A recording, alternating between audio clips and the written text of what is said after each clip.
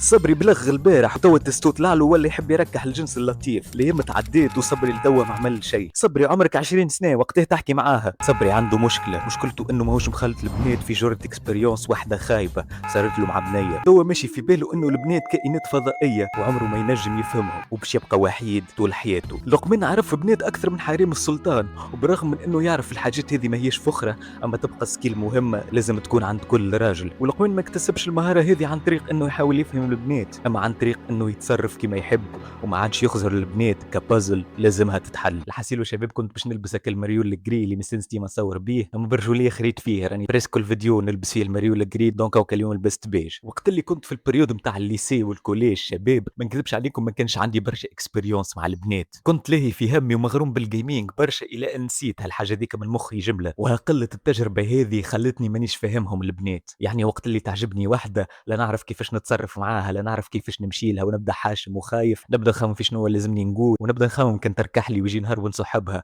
شنو لازمني نعمل وين نهزها الى اخره. وقله الاكسبيريونس وهالاوفر ثينكينج في الحاجات هذه اللي جالي في جره قله الاكسبيريونس يخليك تخاف وتحس البنات كائنات معقدين على خاطر ما عندكش فكره على الدومين هذاك، والشيء اللي باش يخليك ضايع ولونلي وحداني وترسيلك تعدي عيد الحب الجاي تلعب في فالو. وما نكذبش عليكم بما اني كنت اوفر ثينكر برشا وديما نركش على البي سي، كنت ندخل نشوف هكا الادفايس نتاع الناس واللي كله كان بلو بيل ادفايس نتاع امشي بهواها واسمع كلامها وعاملها بالباهي برشا الى اخره. وهذا جيست ادفايس راهو تحط فيه الناس في فيديوهاتها جيست باش تعمل فيديوهات باش تجيب فيوات. وانا ما نكذبش عليكم شباب في المستقبل اكيد باش نعمل لكم برشا فيديوهات على البنات سواء ريد فلاجز ولا كيفاش تتصرف معاهم ولا مانيبيوليشن تريكس يستعملوها ضدكم الى اخره. اما لهنا باش نحرق على روحي شوي، راك ما تستحقش الحاجات هذه الكل، راك جيست تستحق الكلام اللي باش تسمعوا في الفيديو هذا. كيما قلت لكم شباب كنت نسمع في برشا بلو بيل ادفايس ولا نصايح غلطين، وكنت كي نسمعهم نحسهم صحاح راهو، اما وقت اللي نجربهم النتيجه تكون سلبيه ونبقى باهت نقول يا اخي شفما يمشي في بالي المشكل مني ولا من المظهر نتاعي الى اخره. وبعد برشا اكسبيريونسات سلبيه وكل شيء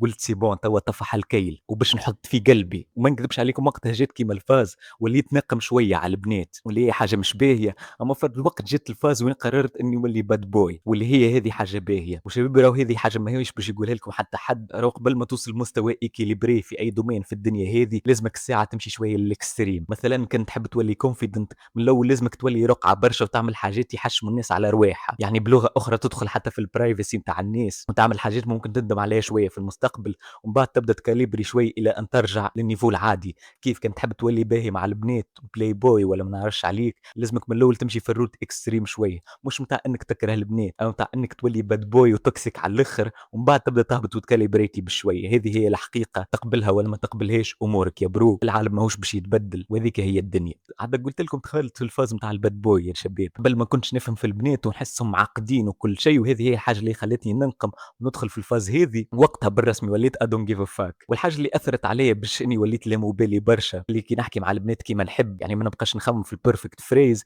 ما نحكيش برشا على المساجات نتلف، كيف نبدا حاجتي بحاجه من بنيه نمشي نقول لها ديريكت رقعه نرمي في يديا بفاسون ريسبكتفول بيان سور الى اخره. وقتها البنات ولاو يركحوا لي بسهوله. ونعرف يمكن العلاقات هذه ماهيش لونج تيرم ولا متاع عرس، اما بالرسمي تحس البنات يوليو اتراكتد ليك ويوليو هم اللي يجريو وراك وكا الديناميك تتبدل. وانا عملت لك الفيديو هذا بالذمه ليك على خاطرني انا تعديت به المرحله هذه متاع انك تحس البنات معقدين شويه وماكش فاهمهم، ساعات تبدا مصاحب واحده وتقصها معاك من غير سبب وتبقى باهت تقول علاش زعما او كل شيء ماشي بارفي. ساعات واحده تعطيك سينيال وتحكي معاها كيف كيف تريجكتيك، ساعات ما تحكيش مع واحده جمله وتبدا خايف منهم على خاطرك ماكش فاهمهم، وفي جرة اكسبيريونس خايبه صارت لك مع بنيه قبل ممكن واحده ريجكتاتك ولا عملت لك فازه مش باهيه، والشيء هذا عمل لك كيما العقده شويه ووليت خايف من انك تحكي مع البنات، الشيء اللي يخليك ما عندكش اكسبيريونس وقله الاكسبيريونس من اي حاجه باش ترد الحاجه ذيك مجهوله، ونحن البشر نخافوا من المجهول. الحاسيلو مثكاني الزح. جبت لكم تسلسل كامل نتاع افكار، برجولي شكون اذكى انا ولا اينشتاين اكتبوا لي في الكومنتات. وقلت لك يا برو بما انك تحس في البنات توا كائنات فضائيه ولا حاجه معقده، هذا مشكل لازم نصلحوه.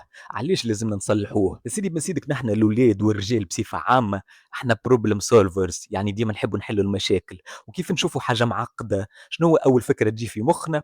هو ان لازمنا نفككوا الحاجه المعقده ذيك ولازمنا نوليو نفهموها، واللي هي في دومينات اخرين هذاك هو الحل. اما في الدومين نتاع الديتينغ وعلاقتك نتاع البنات، باش نقول لك حاجه باش تبدل لك حياتك توا بالرسمي، وحاجه سهله على الاخر. الحل لهنا يا برو مش انك تحاول تحل المشكله هذه ولا تفكك الشخصيه نتاع البنات وتحاول تفهمها كل بنيه كيفاش تتصرف الى اخره، تحاول تفهم علاش عملت لك كيف هكاك وتبقى توفر ثينكي. الحل هو انك ما تحاول تحل حتى شيء وتصرف كيما تحب. وانا باش ندخلوا اون ديتاي في كيفاش تتصرف كيما تحب، على خاطر برشا عفطه فيكم ماهوش يتصرف كيما يحب ويكوبي ومن بعد يقول لي راني نتصرف كيما نحب. كانك بالرسمي تحب تمينتيني ولا تحافظ على علاقه يبدا فيها ماسكولين وفيمينين بولاريتي، يعني بلغه اخرى علاقه تبدا كيما المغناطيس، فما الموجب والسالب والزوز ينجذبوا لبعضهم. يعني بصفتك انت الرجوليه وصفتها هي نتاع الانوثه، زوز تبداو تنجذبوا لبعضكم. كنت تحب الحاجه هذه تصير مع اي طفله في بالك، انساها الفكره نتاع انك لازمك تحاول تفهمها وتبغى تخمم فيها، انساها الفكره ذيك الجمله، ما تحاولش تفهمها، ما تفهمهاش. ونحيا كل بليف ولا كل معتقد اللي زرعته في مخك، اللي زرعه لنا العالم العصري واللي زرعته لك امك من الطفوله من غير ما تفيق بيه، اللي زرعه لك المجتمع وين يقول لك لازمك تسمع كلامها وامشي بهواها وعاملها اكستريملي بالباهي.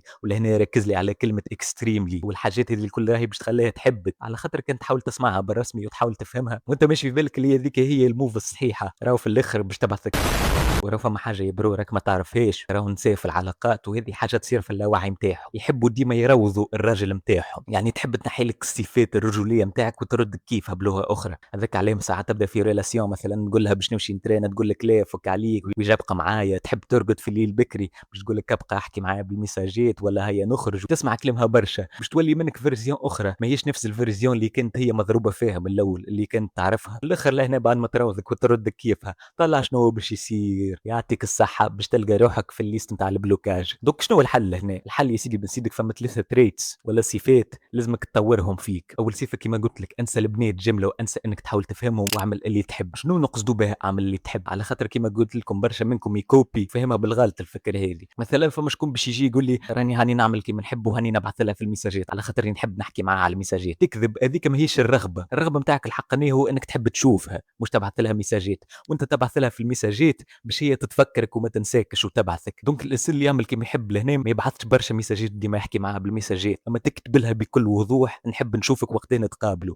ريت مسالها الفازه شباب، راهم التريتس نتاع الماسكولينيتي ولا الرجوله هي الريبيليون، يعني بلغه اخرى التمرد. وانت لهنا وقت اللي تعمل كيما تحب انت لهنا توري في الماسكلين تريت نتاعك نتاع الانسان المتمرد الدنيا سخن. ولهنا وقت اللي تعمل كيما تحب لازم باش ترضي روحك وهي باش تريسبكتيك وتولي اتراكتد ليك اكثر، على خاطر ماكش تمشي بهواها وتسمع في كلامها كيما طفل صغير يسمع في كلام امه. الصفه الثانيه المهمه كون حاضر 100% وقت اللي تبدا معاها، يعني وقت اللي تبداو تتقابلوا ريلاكسي شويه، يرخف روحك شبيك يابس روحك برشا وما تبقاش تخمم في المستقبل برشا. يعني تبدا قاعد معاها وتسمع في كلامها تبدا تخمم فرد وقت في اجابه ذكيه برشا لازمك تجاوبها لها، ولا يبدا التستو طالع لك وتخمم في حاجات اخرى وتخمم في كيفاش تبدل السيناريو باش تهزها للبلاصه ذيك وتعملوا الحاجه ذيك. كون حاضر معاها وكون ريتاردد شويه كيما حكينا على الريتارد ماكسيم ديما. راهو البنات ما يحبوش كونفرسيشنات نتاع انتلكتشوالز باش تحكي لها على الثوره الصناعيه ولا الاتحاد السوفيتي ولا على كارل يونغ ولا نعرفش عليك. احكي على الفازات التافهه، فدلك معاها، غششها شويه ساعات ومن بعد فدلك معاها الى اخره. والحل هنا كما قلت لك الريلاكسيشن، والريلاكسيشن ما تجي الا ما تكون بريزنت، ما تنجم تكون بريزنت الا ما تنحي النيدينس نتاعك.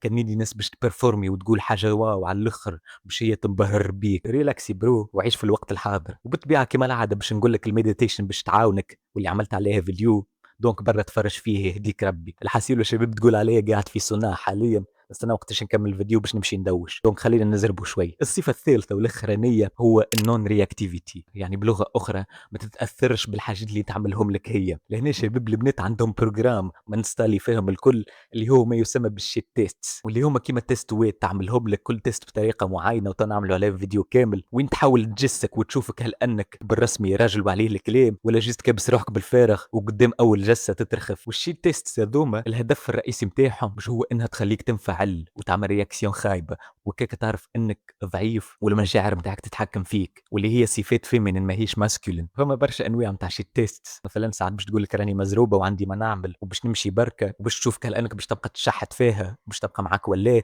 لهنا لازمك ما تشحتهاش وتخليها تمشي. ساعات تبعث ميساج لواحدة جديدة تعرفهاش قبل، تو تسألك تقول لك ظهر فيك تحكي مع برشا بنات وبعث ميساجات لبرشا بنات أخرين، لهنا كيف ما تاخذهاش بجدية وامشي معاها في الخط تقول لها هي وحول الفازة هذيك لتفدليكا. just don't take her seriously، ما تاخذش الامور بجديه وعاملها كيما الطفله الصغيره بالضبط. مانيش نفدلك لهنا وشباب، راني الحاجات هذه نعلم فيها ليك باش تستعملها، مش باش تولي تكره نساء ولا تنقم عليها. راهي هذيك الموف الغالطه، على خاطر كان تكرههم وتبدا نقم عليهم راك عمرك ماك باش تتصرف بالباهي في الديتينج لايف نتاعك. نحاول نسيو شويه السايد التوكسيك نتاع الريد بيل، على خاطر ما نكذبش عليكم راهو الريد بيل اول ما بديت مع رولو توماسي كانت حاجه مزيانه على الاخر، اما بتو مع برشا انفلونسرز نتاع ريد بيل ردوها حكايه توكسيك على الاخر وحكايه ضد المراه، ما عادش حكايه تعاون الراجل باش يكون في تجانس مع المرأة. دونك تعلم تحب بالرسمي وما تخافش من انك تحب، واعمل قليب وبرا ريجيكتا شوية، مش باش يصير لك حتى شيء. راهو وراك حتى كان تحبها وتعمل كل شيء بارفي وتتبع نصيح متاعي، راهو ينجم يجي نهار وتمشي وتخليك، ولازمك تتقبلها الحاجة هذه، وهذه حاجة نورمال، الناس تمشي وتجي. راه اما رد بالك تكره، على خاطر الكره والحقد راهو باش ياكلك من داخل وما يأثر عليك كان انت، هي ما يأثرش عليها، هي مشت على روحها. وصدقني راه عمرها ما تكون تستحق الحكاية هذه الكره، كان واحدة خليتك ولا عملت لك اي حاجة خليها تمشي على روحها، تبقاش حقد عليها ولازمني ننتقم منها وتو تشوف شنو نعمل لها. ما تكونوش من نوع ذاك بالله، كون كيما كل موفي كاركتر ولا شخصيه في الفيلم، وين في اخر الفيلم وقت اللي يتفارق معاها يبقى كول وماهوش متغشش، يعرف اللي باش يستحجها، اما يكمل في حياته وفي البيربس نتاعو، على خاطر راجل عنده دايركشن ويعرف انه الحياه هذه هي رحله. دونك كون كيما كاك.